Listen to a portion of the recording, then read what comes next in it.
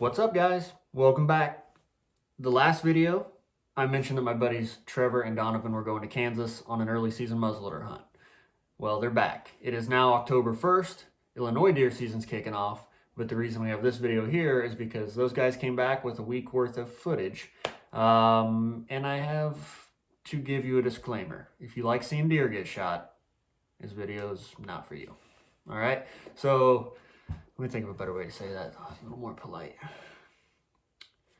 They didn't kill anything. Yeah, they didn't kill anything. Sorry, guys.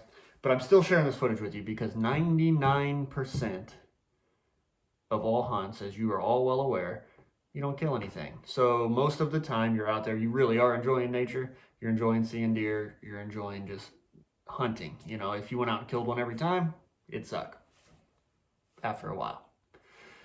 So I'm going to go ahead and put this together for you guys. I do think you'll enjoy seeing what that was like for them. And I do want to make sure that this channel makes it very clear that every time we go hunting, we don't kill a deer. So many videos and hunting shows, it's big buck after big buck after big buck. You know, they suck. They're not being real with you, right? It's not because they're extremely talented and make good content. No, this is good content. So seriously though, I do want this channel to take a direction of young hunters. I know some of you kids watch this. I've talked to some of the kids that watch this channel. I appreciate you guys watching this.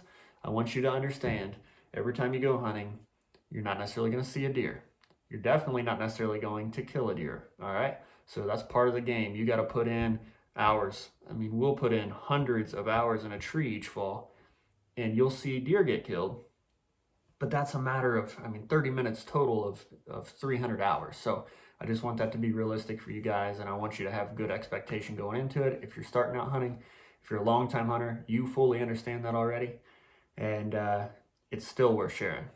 So here's Trevor. I'll catch up with you guys at the end.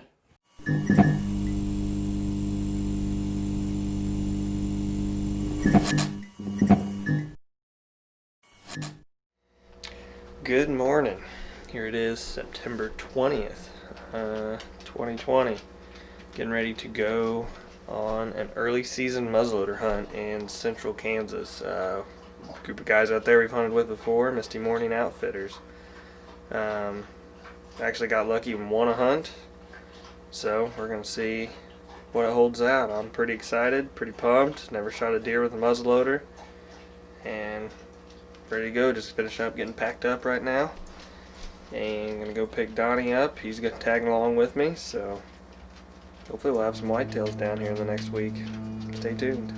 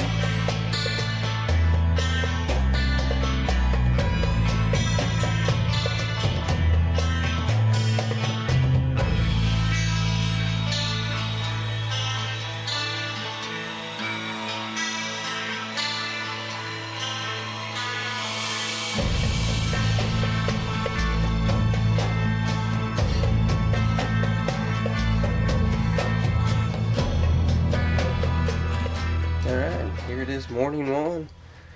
Last night got settled in, went and shot the muzzleloaders, make sure they're on. Talked to everybody in camp, sat around the fire, had a pretty good time doing that. Now we're going to go out and try and bust some doves, so get to video a lot of missing here soon, I'm sure. Go right behind you, man.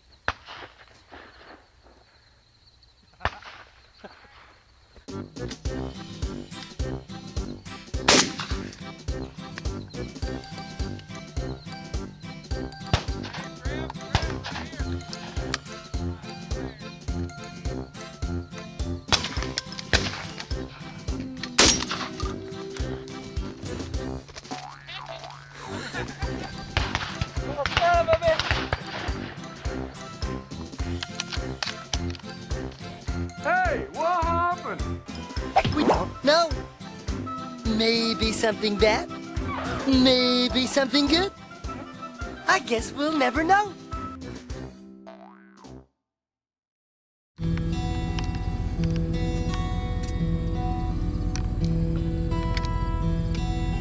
That's slick.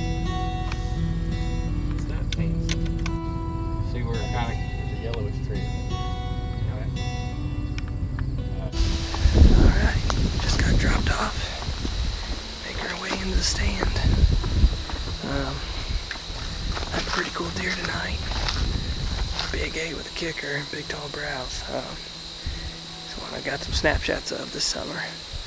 I was pretty amped up to get to hunt him because he was a really cool deer. Cut kind of tight on wind, but we're hoping it's just enough to get those big deer on their feet, make them feel comfortable, put it in their favor, but too late because it's already good enough for our favor. So get in the tree and see what happens.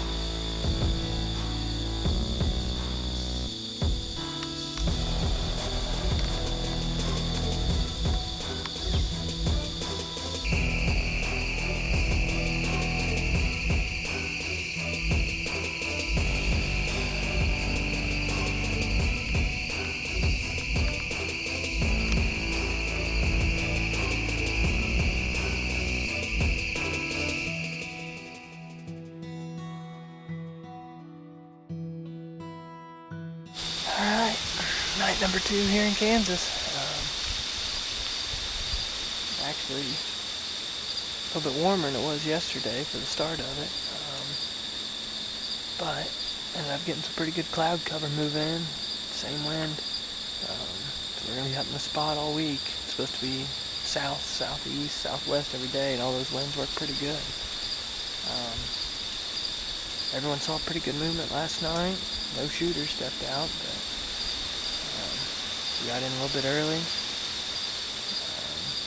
Cloud cover's gonna be nice, gonna be a little shaded, might be a little cooler, might get them up on their feet a little sooner. So, we'll see.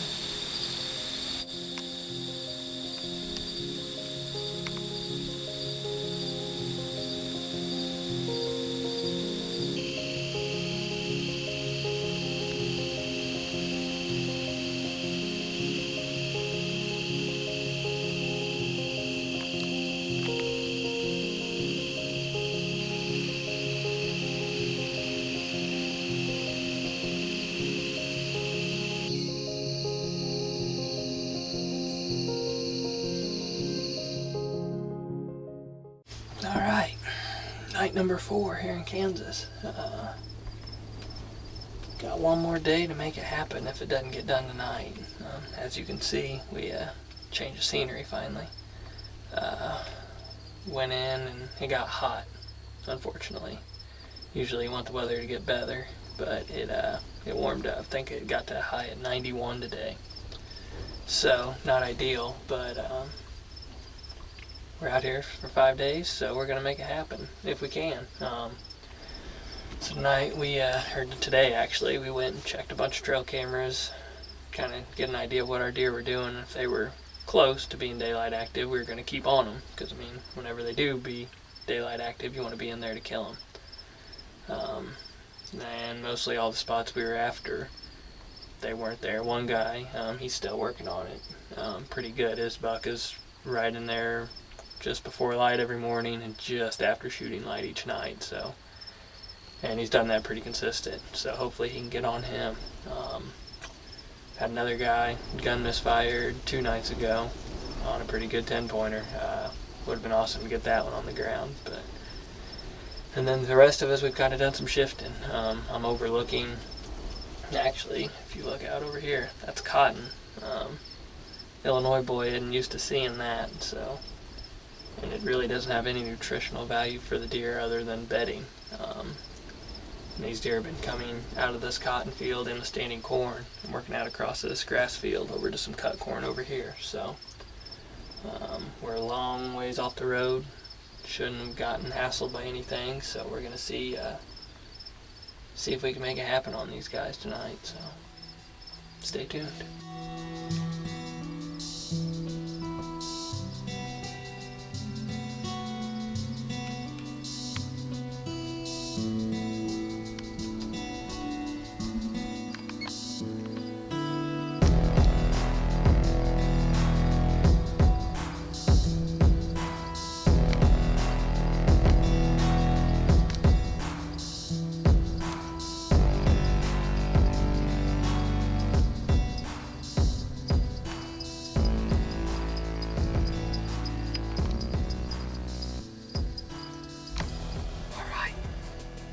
Start.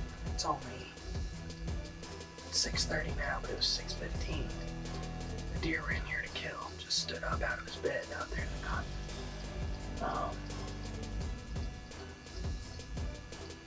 It's only about 165 yards away right now.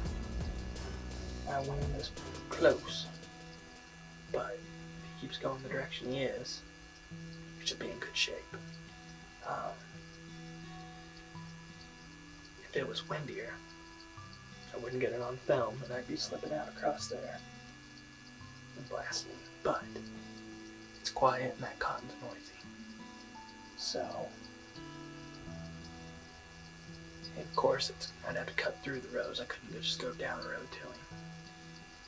So I'm really hoping he just goes and cuts and hits this edge and then comes down like he's supposed to with the wind in his face, which big deer normally do. I feel pretty confident that if he gets up and moves again, that we should have a pretty good eyeball on him. That was crazy though. I left that window open just looking for rags. There's a, I don't know if you look over my shoulder. Someplace out in that area, there's a dead piece of corn. And it kind of looks like rag. I looked back over and I just saw something yellowish white color. I thought there's no way that's a rag. But then the more I stared at it, I'm like, that's definitely G2, G3 maybe. So I put my binos on and sure enough it's the one right here to kill. It's a mainframe, a big brow, big split brow on the left and some kickers at the base. Cool, I'm pumped. It's looking pretty good. One thing I did not like was how nervous I was when I was ranging him. Just seeing an idea how close he was. And those crosshairs were jumping pretty good, so it's cool to have that feeling on any deer, especially the first one of the year. I love it. So, fingers crossed, we'll see if we can get him. Alright, just filling you in on how this evening went. Good, but not great. He didn't stand up until 7:45, and just by the time shooting light was like 7:57, I think, and by the time he was getting anywhere close to me getting a shot on the very outskirts of it, I'm talking like 200 yards, it was past shooting light. So I just got out of the blind. I had all my stuff packed up already. Camera light was obviously gone, and was able to sneak out and get out clean without him knowing I was there. And I booked out of there, didn't bump any other deer. So with the moon, I'd say it's about 50% full right now. I imagine he'll be back in bed before it even breaks daylight, so I don't think we're gonna hassle him at all tomorrow morning, and then know where we need to be tomorrow night. I did have a plan of possibly sitting by a tree that was northwest of me. I was just going to cut the field edge south and then book it north, but we decided against it due to the fact there could be other deer there. No one sat this in a while, no one really knows what they were doing, but woulda, shoulda, coulda. He was the only deer that came out in that area, and I probably would have had a shot between 80 and 100 yards in legal shooting light. So So yeah, that's where we're at on that. One more night tomorrow night. Hopefully we can get it done. So we'll pick back up there tomorrow and see what we can come up with.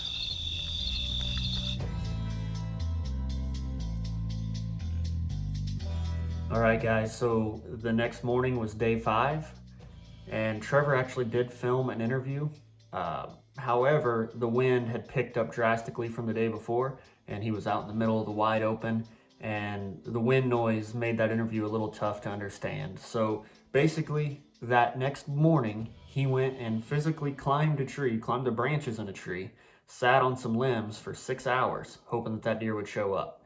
It didn't, so he got down, got himself composed, got back out there that evening, hoping that he could get against that tree close to where that deer was bedded the night before, and that deer would get up and be within muzzleloader range. Well, obviously, as you now know, that deer wasn't in the same position that he was the night before. So those guys did end up coming home empty-handed. The weather out there was brutal. As you're well aware, early season whitetail hunting, you're either right on the deer or you're not. They're not running around in chaos, and so you basically have to find their bed and kill them when they get out of it, and that, especially in that kind of weather when it's that hot. So they would have definitely loved to bring a buck home, and they definitely would have loved to share that footage with you. Unfortunately, it just didn't work out. But I do appreciate you guys watching this. As I mentioned, that's part of hunting. I thought it was worthy of sharing. I enjoyed having that footage. And you know, Illinois season started today, so stick with us. I think that we'll be able to get you some pretty cool things going here soon, hopefully. So thanks again. Follow along, subscribe if you would like, and I appreciate you guys watching. Thanks so much.